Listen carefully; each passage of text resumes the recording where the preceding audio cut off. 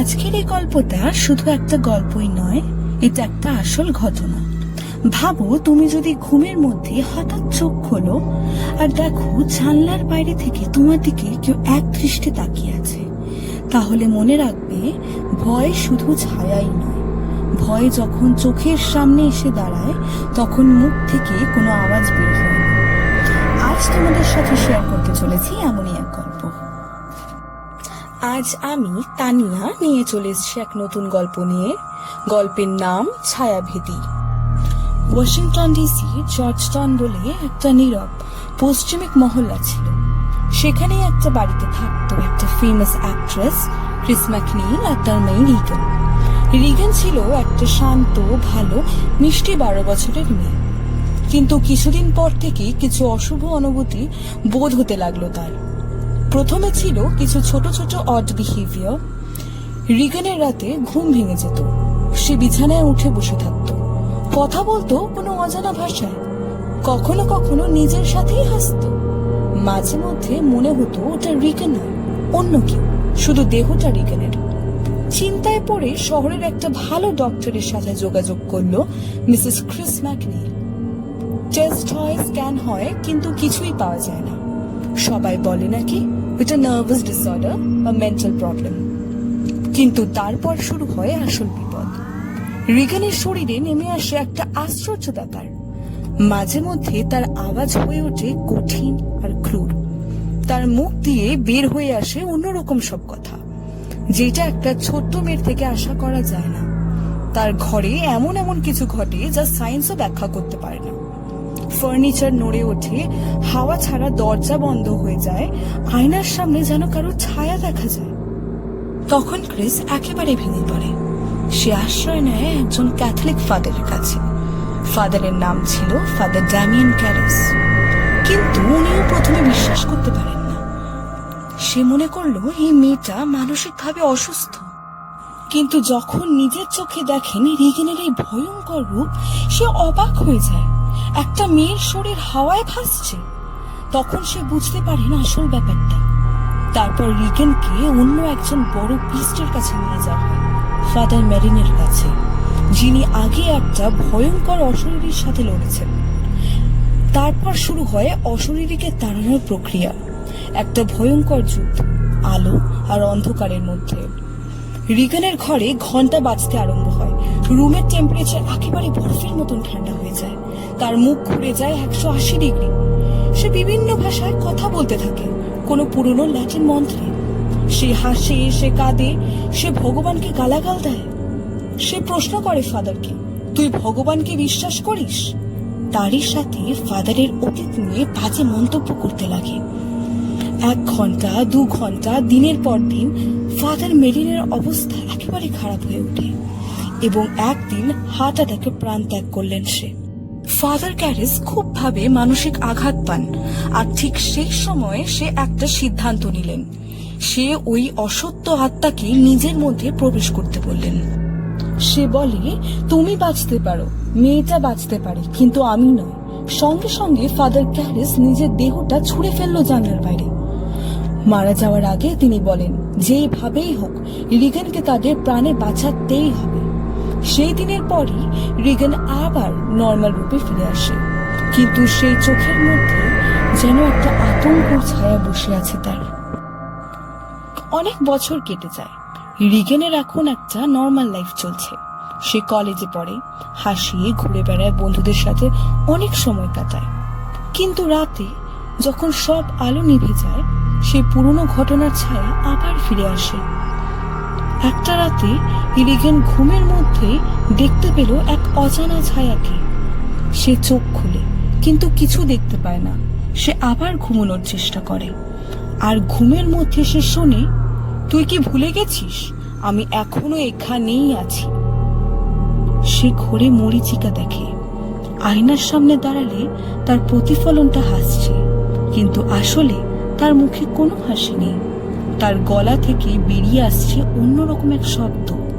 সে তার নিজেরই কথা বুঝতে পারছে না, কিন্তু চোখ দুটো যেন আতঙ্কে জমে আছে। একদিন সে কলেজের একটা লাইব্রেরিতে গিয়ে একটা বই খুঁজে পায়, possession cases not recorded by church. তাতে লেখা, কিছু আত্মা শরীর থেকে বেরিয়ে গেলেও ওরা আবার ফিরে আসতে পারে যদি তারা কোনো খোলা প্রবেশপথ পেয়ে যায়। রিগেন চিন্তা করে, সে কি তাহলে সেই খোলা প্রবেশপথটা যেখান থেকে এই ভয়ঙ্কর প্রেত প্রবেশ করতে চায়?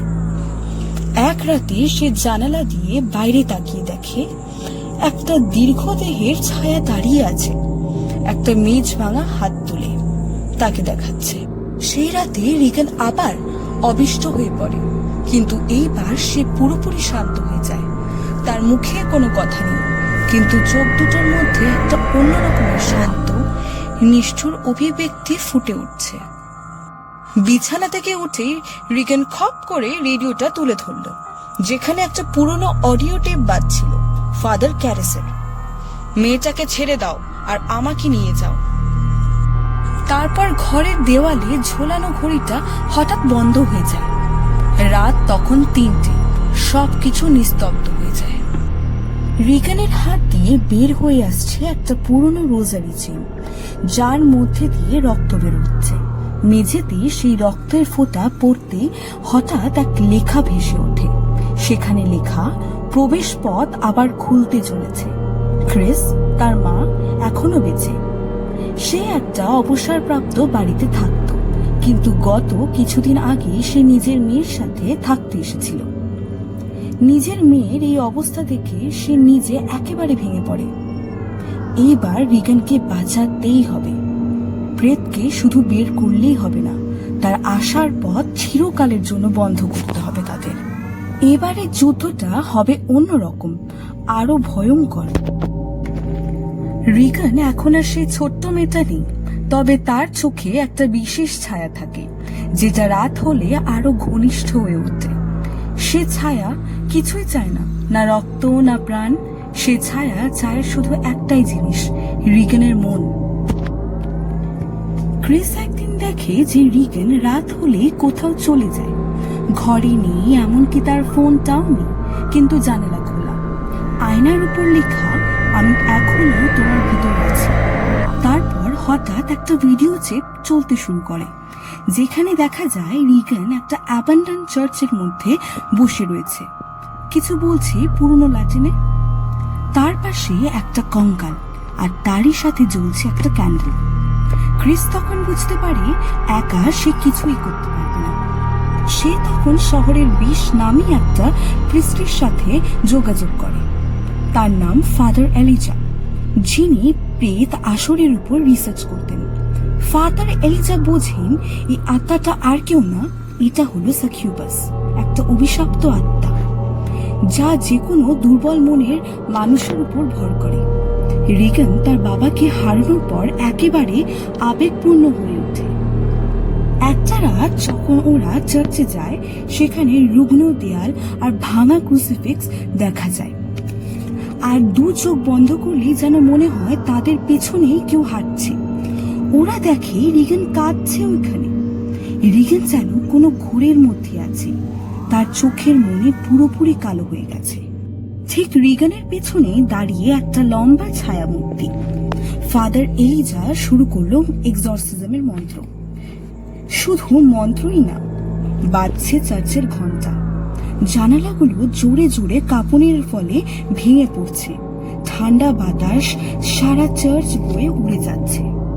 রিগেনের ভেতর থেকে আত্মাটা চেঁচিয়ে বলছে, এবার আমি আসবো তোর দেহের মধ্যে। ফাদার এলিজা ক্যান্ডেলটা তুলে ধরল, রোজারিটা হাতে ধরে বলছে, যে যেখান থেকে আসে তাকে সেখানেই ফেরত যেতে হয়। সেই সময় রিগেনের শরীর থেকে কালো এক ধোঁয়া বের হয়, যেটা সিলিং এর দিকে এগিয়ে যেতে লাগে। ক্রসটা জ্বলে উঠেছে। রিগেনের শরীর হাওয়ায় ভাসতে লাগলো। চোখের নিমেষে সে নিচে এসে পড়ে। রিগেন মাথা নিচু করে পড়ে থাকে সেখানে। ফাদার এলিজা চুপ করল, কারণ সে জানতে পারে আত্মাটা তার শরীর ছেড়ে বেরিয়ে গিয়েছে, কিন্তু একটা দাগ ছেড়ে গেছে।